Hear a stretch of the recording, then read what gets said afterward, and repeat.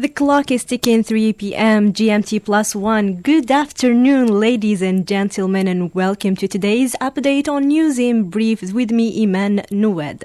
In Algeria, Foreign Minister Ahmed Attaf responds to the UN General Assembly to comments made by Mali's Minister Abdoulaye Maiga.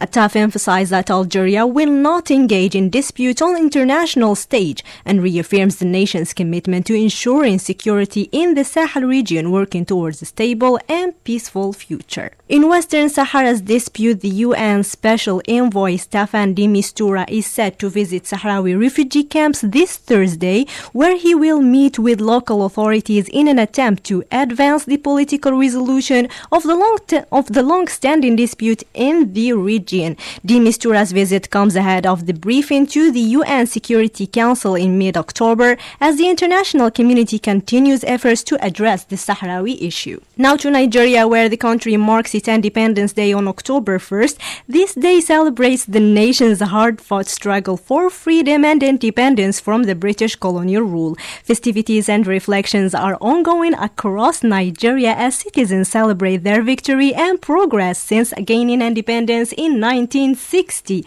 On the margins of this celebrating this day, President Bola Tinubu announced that ExxonMobil's $1.28 billion sale of its onshore oil and gas assets to Seplat Energy will receive final regulatory approval in the coming days. This landmark deal underscores Nigeria's commitment to improving its investment climate, while ExxonMobil continues to pivot toward onshore projects. The deal is expected to significantly impact Nigeria's oil sector, which has faced challenges since such as crude oil theft and pipeline vandalism. In Zambia, the Minister of Finance announces that the country is projected to experience economic growth of 6.6% in 2025, marking the strongest recovery in over a decade. The country has been severely affected by drought impacting sectors like energy and agriculture. However, recovery efforts are showing promises as Zambia looks to bounce back